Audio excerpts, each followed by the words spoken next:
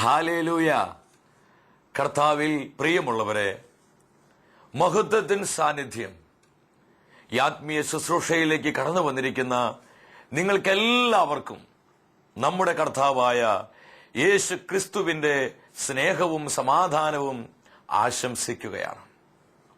വളരെ വലിയ ആനന്ദത്തോടെ കർത്താവിന്റെ സാന്നിധ്യത്തിന് മുൻപിൽ നമുക്കായിരിക്കാം. 23-ാം സങ്കീർത്തനം 1-ാം തിരുവചനത്തിൽ ദൈവത്തിന്റെ വചനം ഇപ്രകാരം പറയുകയാണ്: കർത്താവാണ് എന്റെ ഇടയൻ, എനിക്കൊന്നിനും കുറവുണ്ടാവുകയില്ല. എന്തുമാത്രം ഉന്നതമായ പ്രത്യാശയോടുകൂടിയാണ് സങ്കീർത്തകനായ ദാവീദ് ഏറ്റുപറയുന്നത്. കർത്താവാണ് എന്റെ ഇടയൻ. അതൊരു ജീവിക്കുന്ന അനുഭവമായിരുന്നു. പ്രിയപ്പെട്ടവരെ, നമ്മുടെ ജീവിതങ്ങളുടെയും കുടുംബങ്ങളുടെയും ഇടയൻ നമ്മുടെ കർത്താവാണ്. ഈ വലിയ ബോധ്യത്തോടെ ഒരു നിമിഷം നമ്മൾ ദൈവസന്നിധിയിൽ എഴുന്നേറ്റ് നിൽക്കുകയാണ്. പ്രത്യേകമായി ഇന്നത്തെ ഈ സ്തുതി ആരാധനയുടെ നിമിഷങ്ങളിൽ നിയോഗമായി നമ്മൾ പ്രാർത്ഥിക്കാൻ പോകുന്നത് ജീവിതത്തിൽ പ്രത്യാശ നഷ്ടപ്പെട്ട വ്യക്തികൾക്ക് വേണ്ടിയാണ്.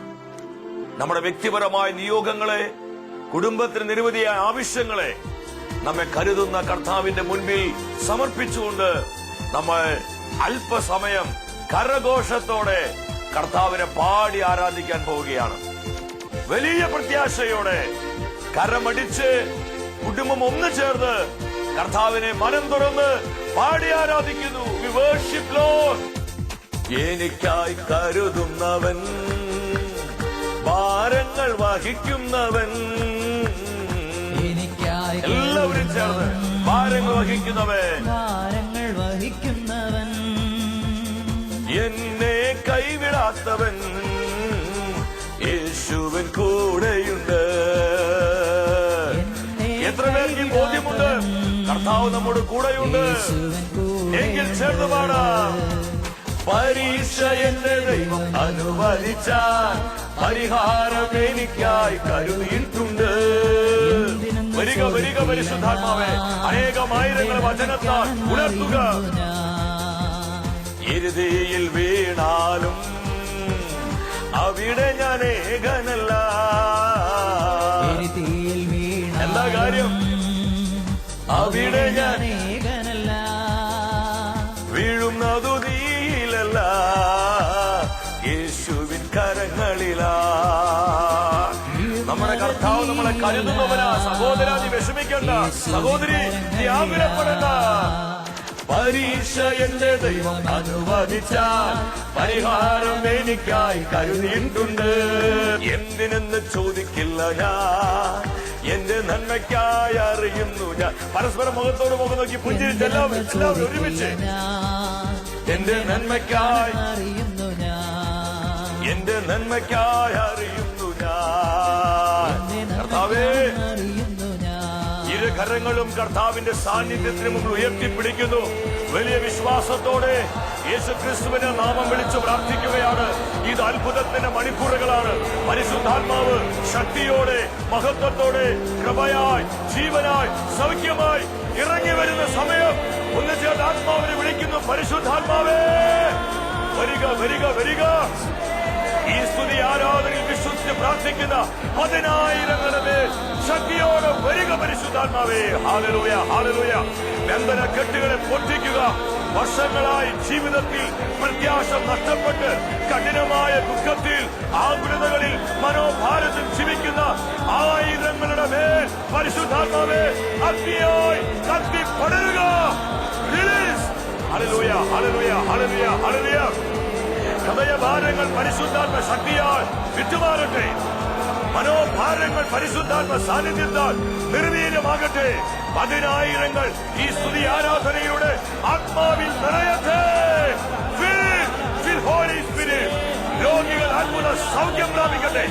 വിട്ടുമാറാത്ത രോഗങ്ങൾ യേശുവിന്റെ നാമത്തിൽ പരിശുദ്ധാത്മ ശക്തിയാൽ വിട്ടുമാറട്ടെ.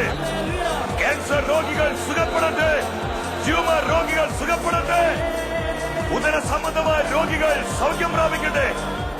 ജോയിൻസ് യേശുനാമത്തിൽ വിട്ടുമാറട്ടെ. വർഷങ്ങളായി തളർന്നു കിടക്കുന്ന തറവാദ രോഗികളിലേക്ക് പരിശുദ്ധാത്മാവിന്റെ പവർ ഇറങ്ങി വരട്ടെ. റിലീസ്. കുടുംബങ്ങൾ ദൈവശക്തിയാൽ നിറയപ്പെടുന്ന സമയം. പ്രിയ സഹോദര സഹോദരി, ഹൃദയം നുറുങ്ങി നിലവിളിച്ച് യേശു നാമം വിളിക്ക്. യേശുവേ, അത്ഭുതങ്ങളാൽ അടയാളങ്ങളാൽ പ്രഘോഷിക്കപ്പെടുന്ന വചനങ്ങളെ സ്ഥിരീകരിക്കണമേ. കുഞ്ഞുങ്ങൾ, യുവജനങ്ങൾ പരിശുദ്ധാത്മാവിൽ നിറയട്ടെ. ആകുലതയുടെ, അസ്വസ്ഥതയുടെ, നിരാശയുടെ, ദുഃഖ ദുരിതങ്ങളുടെ, വിട്ടുമാറാത്ത തകർച്ചകളുടെ, മാറാ രോഗങ്ങളുടെ അടിമത്ത കെട്ടുകൾ യേശുവിന്റെ നാമത്തിൽ, യേശുവിന്റെ രക്തത്താൽ, യേശുവിന്റെ വചനത്താൽ, യേശുവിന്റെ കുരിശിനാൽ, യേശുവിന്റെ മുറിവുകളാൽ ചിഹ്ന ഭിന്നമാകട്ടെ. Yes, yes lord. പ്രവർത്തിക്കുന്നതിനായി, അങ്ങിടപെടുന്നതിനായി, അങ്ങ് ചലിച്ചുകൊണ്ടിരിക്കുന്നതിനായി നന്ദി പറയുന്നു. Hallelujah, hallelujah. Yes lord. Hallelujah, hallelujah, hallelujah. യേശുവേ നന്ദി, പിതാവേ നന്ദി, പരിശുദ്ധാത്മാവേ നന്ദി.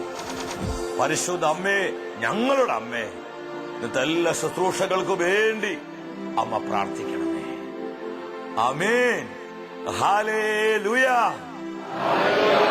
പ്രിയ ദൈവമക്കളെ, കർത്താവിന്റെ വചനത്തിനായി ആഗ്രഹിച്ചുകൊണ്ട് ദൈവ സാന്നിധ്യത്തിന്റെ തണലിൽ നമുക്കായിരിക്കാം.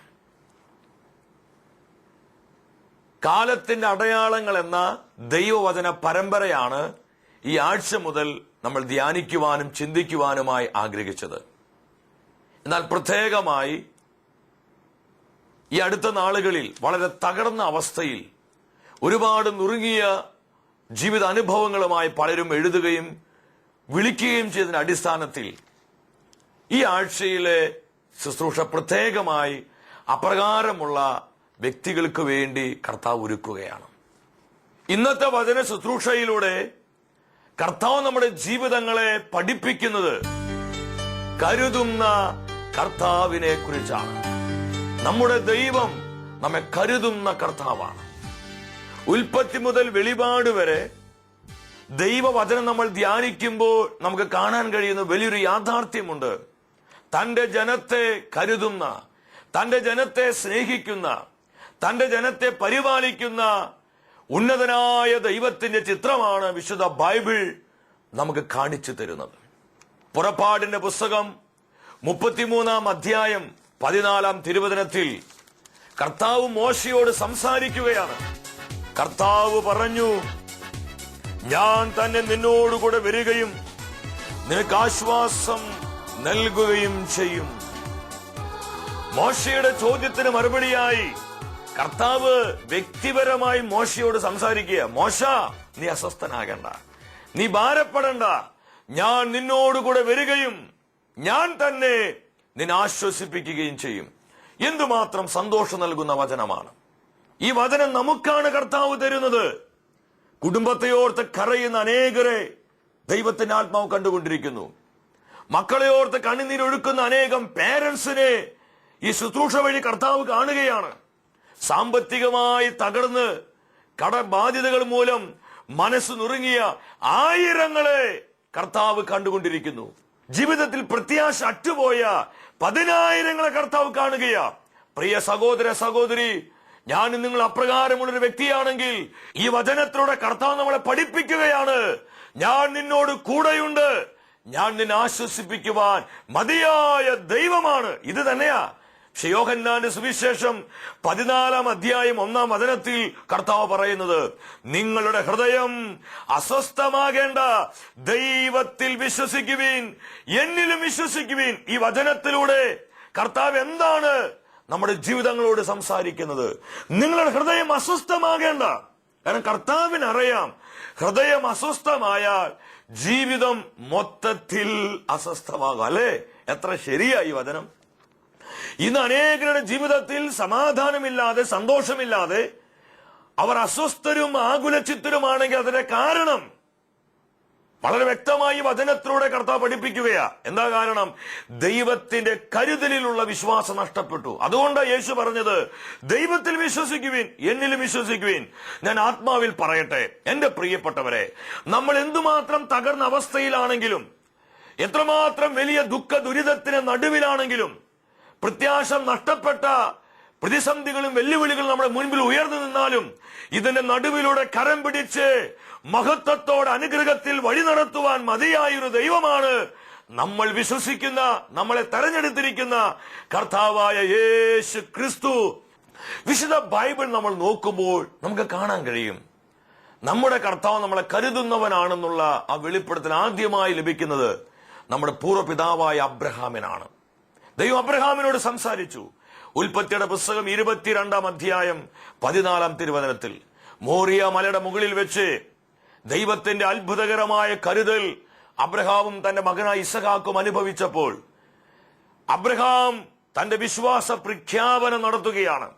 തന്നെ പരിപാലിച്ച കർത്താവിന്റെ തിരുമുഖത്തേക്ക് നോക്കി അബ്രഹാം പറഞ്ഞു, യാഹവേ ഈരേ. അബ്രഹാം ആ സ്ഥലത്തിന് യാഹവേ ഈരേ എന്ന് പേരിട്ടു. എന്ന് പറഞ്ഞാൽ കർത്താവിന്റെ മലയിൽ അവിടുന്ന് വേണ്ടതെല്ലാം പ്രദാനം ചെയ്യും. കരുതുന്ന ദൈവം, ദ ലോർഡ് വിൽ പ്രൊവൈഡ്. നമുക്ക് വേണ്ടതെല്ലാം താൻ നമ്മൾ അനുഗ്രഹിക്കുന്ന ദൈവം. BC 9-ാം നൂറ്റാണ്ടിൽ ജീവിച്ച ഏലിയ പ്രവാചകന്റെ ജീവിതത്തിലൂടെയാണ് ഈ മെസ്സേജ് കർത്താവ് നമ്മളെ പഠിപ്പിക്കുന്നത്. രാജാക്കന്മാരുടെ 1-ാം പുസ്തകം 17-ാം അധ്യായം 1 മുതൽ 6 വരെയുള്ള വചനങ്ങൾ എടുത്ത് പഠിക്കുമ്പോൾ നമുക്ക് കാണാൻ കഴിയും.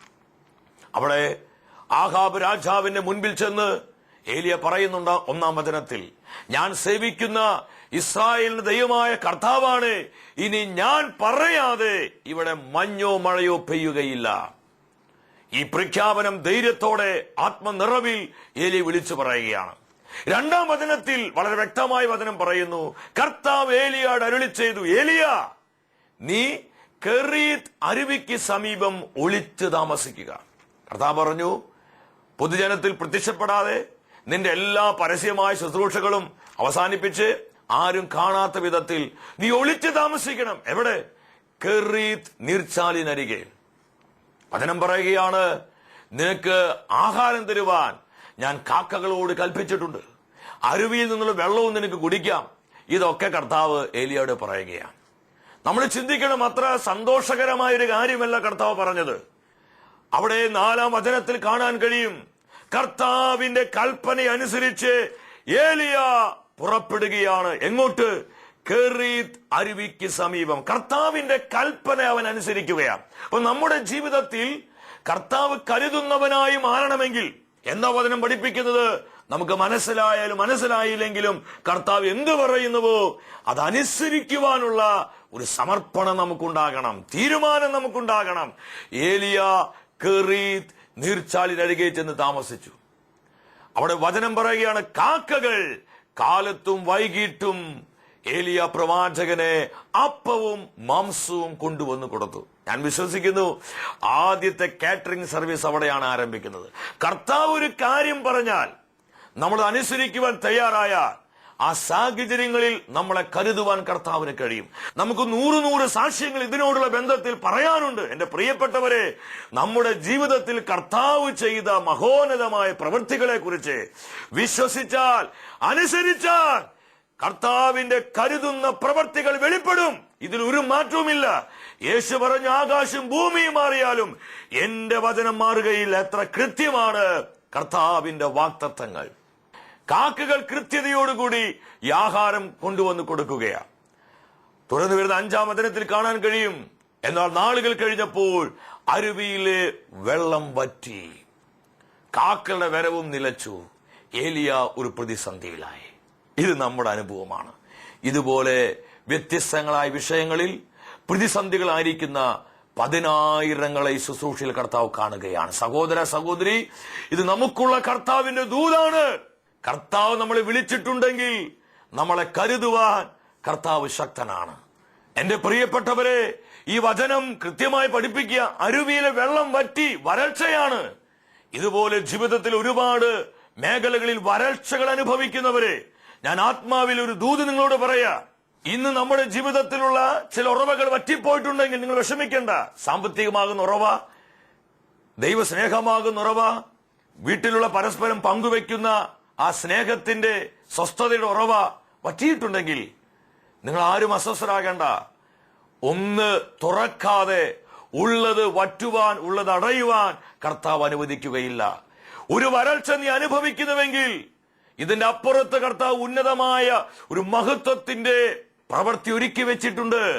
നമുക്ക് തോന്നും കർത്താവ് പോലും കൈവിട്ടു, ആർക്കും വേണ്ടാത്തൊരവസ്ഥ, എല്ലാവിധത്തിലും തകർന്നിരിക്കുന്നൊരവസ്ഥ. ഈ സമയത്ത് കർത്താവ് പോലും എന്നെ കൈവിട്ടോ? ചിന്തിക്കണ്ട, നീ കർത്താവിന്റെ ഉള്ളം കയ്യിലാണ്. അവന്റെ ശക്തമായ കരം നിന്നെ താങ്ങി നിർത്തിയിട്ടുണ്ട്. എന്താ ഉണ്ടായേ? 8-ാം വചനത്തിൽ കർത്താവ് ഏലിയോട് അരുളി ചെയ്തു.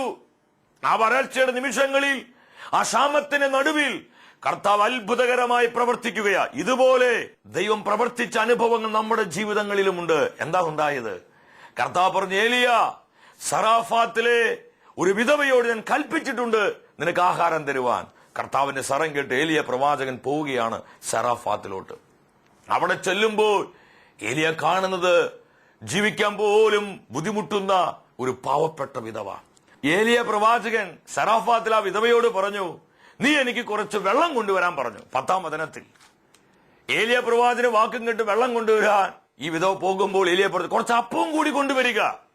എന്നാൽ 12-ാം വചനത്തിൽ പറയാണ്, ഞങ്ങൾക്ക് നിനക്ക് തരുവാൻ അപ്പമില്ല, ഞാനും എന്റെ മകനും ഞങ്ങൾ കുറച്ച് ചുള്ളിക്കമ്പുകൾ പിറക്കുകയാണ്. ഞങ്ങളുടെ വീട്ടിൽ അല്പം ഒരു പിടി മാവും അല്പം എണ്ണയുമുണ്ട്. ഇതുകൊണ്ടൊരു അപ്പമുണ്ടാക്കി ഞങ്ങൾ ഭക്ഷിച്ച് ഞങ്ങൾ മരിക്കാൻ പോവുകയാണ്. ആത്മഹത്യക്കായി ഒരുങ്ങി നിൽക്കുന്ന ഒരു ഭവനത്തിലോട്ടാണ് കർത്താവിന്റെ പ്രവാചകനായ ഏലിയായെ വിട്ടത്. എന്തിന്? ദൈവത്തിന്റെ കരുതുന്ന സ്നേഹം ആ കുടുംബത്തിന് വെളിപ്പെടുത്തി കൊടുക്കുവാൻ. ഈ വചനം നിങ്ങളുമായി പങ്കുവെക്കുമ്പോൾ എന്നെ ഒരുപാട് സന്തോഷിപ്പിച്ചൊരു അനുഭവം ഞാൻ നിങ്ങളുമായി ഷെയർ ചെയ്യുകയാണ്. ഏതാനും നാളുകൾക്ക് മുമ്പ് ആലപ്പുഴയിൽ മഹത്വത്തിന്റെ സാന്നിധ്യം ഏകദിന ബൈബിൾ കൺവെൻഷന് വേണ്ടി കടന്നു ചെന്നപ്പോൾ ഈ ശുശ്രൂഷ കണ്ട അനേകര് ആ കൺവെൻഷനായിട്ട് ഓടിക്കൂടിയിട്ടുണ്ട്. അതിലൊരു സഹോദരി വന്നിട്ട് എന്നോട് പറഞ്ഞു, പ്രിയ സഹോദര, ഞാൻ ഇന്ന് ജീവിച്ചിരിക്കുന്നുവെങ്കിൽ അത് കർത്താവിന്റെ സ്നേഹമാണ്, കർത്താവിനോട് കാണിച്ച കരുണയാണ്. ഞാൻ ചോദിച്ചു, എന്തു പറ്റി? ആ സഹോദരിയോട് പറഞ്ഞു, വീട്ടിലെ ദുരിതം മൂലം, ഭർത്താവിന്റെ മദ്യപാനം മൂലം, കുടുംബത്തിലുണ്ടാകുന്ന പല അസ്വസ്ഥതകൾ മൂലം ജീവിക്കേണ്ടെന്ന് തീരുമാനിച്ച് ഞാൻ ആത്മഹത്യ ചെയ്യാൻ ഒരുങ്ങുന്ന സമയം പെട്ടെന്ന് അവൾക്കൊരു ചിന്ത വന്നു, എന്തായാലും ഞാൻ മരിക്കാൻ പോവാ. അവസാനം ശാലോം കണ്ടത് മരിക്കാമെന്ന് വിചാരിച്ച് അവൾ ഭക്ഷണം കഴിച്ച് ഉറങ്ങണേക്ക തൊട്ടു മുൻപ് ശാലോം ടെലിവിഷൻ ഓൺ ചെയ്തു. ഈ സമയത്ത് മഹത്വത്തിന് സാന്നിധ്യം എന്ന ഈ ശുശ്രൂഷ തലക്കാശയപ്പെടുന്ന സമയമായിരുന്നു. ആ സഹോദരി എന്നെ നോക്കിക്കൊണ്ട് പറഞ്ഞു, അന്നത്തെ ശുശ്രൂഷ എനിക്ക് വേണ്ടിയതായിരുന്നു.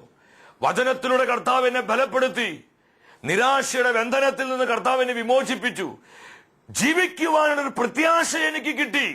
ആ സഹോദരനോട് പറഞ്ഞു, ആ ശുശ്രൂഷയ്ക്ക് ശേഷം ഒരു പുതിയ തീരുമാനം കർത്താവ് എനിക്ക് തന്നു. ഞാൻ അന്ന് രാത്രി ആത്മഹത്യ ചെയ്യാൻ ഒരുങ്ങിയതാണ്. ഞാൻ പിന്നെ അതിന് തുനിഞ്ഞില്ല എന്ന് മാത്രമല്ല, സ്ഥിരമായി ഇതുപോലെ ആത്മീയ ശുശ്രൂഷകൾ കാണുവാൻ തുടങ്ങി. കർത്താവ് എന്നെ ബലപ്പെടുത്തി. ഇന്ന് ഞാൻ ജീവിക്കുന്നുവെങ്കിൽ അത് കർത്താവിന്റെ കരുണ കൊണ്ടാണ്. എന്തെന്നില്ലാത്ത സ്വർഗീയ സമാധാനം കൊണ്ടും പരിശുദ്ധാത്മാവ് നൽകുന്ന ആനന്ദത്താലും ആ സഹോദരി നിറയപ്പെടുകയാണ്.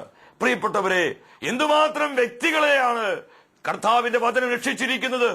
മരണത്തിന്റെ ആത്മഹത്യയുടെ കയൽ വീണ നമ്മുടെ ജീവിതങ്ങളിലേക്ക് സുവിശേഷത്തിന്റെ ശക്തി കടന്നു വന്ന് മരണത്തിനെ കയർ പൊട്ടിച്ച് ജീവിക്കുവാനുള്ള പ്രത്യാശയിലേക്ക് എത്രയോ ആയിരങ്ങളെ ക്രിസ്തുവിന്റെ സുവിശേഷം കൈപ്പിടിച്ചുയർത്തിയിരിക്കുന്നു. ഹല്ലേലൂയ! ഇത് നമ്മുടെ അനുഭവങ്ങളാണ്. സറാഫാത്തിലെ വിധവയ്ക്ക് ഇതുപോലെ കർത്താവ് തന്റെ സ്നേഹം വെളിപ്പെടുത്തി കൊടുക്കുവാൻ തന്റെ പ്രവാചകനായ ഏലിയായി അങ്ങോട്ട് വിടുകയാ. ഏലിയ പ്രവാചകൻ ആ വിധവയോട് പറയും, മഴ പെയ്യുന്നത് വരെ നിന്റെ വീട്ടിലെ കലത്തിലെ മാവ് തീരുകയോ ഭരണിയിൽ എണ്ണ വറ്റുകയില്ല എന്ന് കർത്താവ് അരുളി ചെയ്യുന്നു. കർത്താവിന്റെ വാക്കുകളിൽ ഈ പാവപ്പെട്ട വിധവ വിശ്വസിക്കുകയാണ്. അവൾ വീട്ടിൽ പോയി കലത്തിലെ ആകെ ഉണ്ടായിരുന്ന മാവെടുത്ത് ഭരണിയിൽ ആകെ ഉണ്ടായിരുന്ന എണ്ണയെടുത്ത് അവൾ അപ്പമുണ്ടാക്കി ചുട്ട് പ്രവാചകന് കൊടുക്കുകയാണ്. 15ഉം 16 വചനങ്ങളിലോട്ട് വരിക. 15ാം വചനത്തിൽ പറയുകയാണ്, ഏലിയായും അവളും കുടുംബവും അനേക ദിവസങ്ങൾ ഭക്ഷണം കഴിച്ചു. കടുത്ത ക്ഷാമത്തിന്റെ നാളുകളിൽ ഏലിയ പ്രവാചകനിലൂടെ ആ കുടുംബത്തെ കർത്താവ് കരുതുകയാണ്. ആത്മഹത്യ ചെയ്യാൻ ഒരുങ്ങി നിന്ന, സാമ്പത്തികമായും എല്ലാവിധത്തിലും തകർന്ന ആ കുടുംബത്തെ കർത്താവ് ഉയർത്തുകയാണ്. ആ കുടുംബത്തെ കർത്താവ് രക്ഷിക്കുകയാണ്.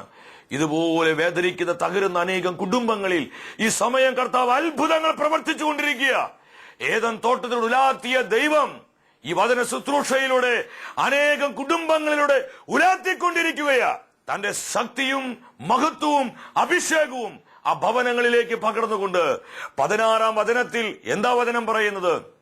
അങ്ങനെ കർത്താവ് കൽപ്പിച്ചതുപോലെ ഭരണിയിലെ എണ്ണ വറ്റിയില്ല, കലത്തിലെ മാവ് തീർന്നു പോയില്ല. എന്തുമാത്രം ആനന്ദം നൽകുന്ന വചനമാണിത് എന്റെ പ്രിയപ്പെട്ടവരെ. ഇവിടെ ആ ഉറവ വറ്റിയപ്പോൾ കർത്താവ് എന്ത് ചെയ്തു? സെറാഫാത്തിലെ പാവപ്പെട്ട വിധവയുടെ വീട്ടിലുണ്ടായിരുന്ന കലത്തിലും ഭരണിയിലും ഒരു ഉറവ തുറന്നു. നിങ്ങൾ ചരിത്രത്തിൽ എവിടെയെങ്കിലും കേട്ടിട്ടുണ്ടോ കലത്തിൽ ഉറവ തുറക്കുന്നത്? കിണറ്റിൽ ഉറവയുണ്ടായി. നന്നായി മഴ പെയ്യുമ്പോൾ നമുക്കറിയാം ഭൂമിയിൽ പല പല സ്ഥലങ്ങളിലും ഉറവകൾ ഇങ്ങനെ കിളിർത്ത് വരും, ഉറവകൾ ഇങ്ങനെ ഒഴുകും.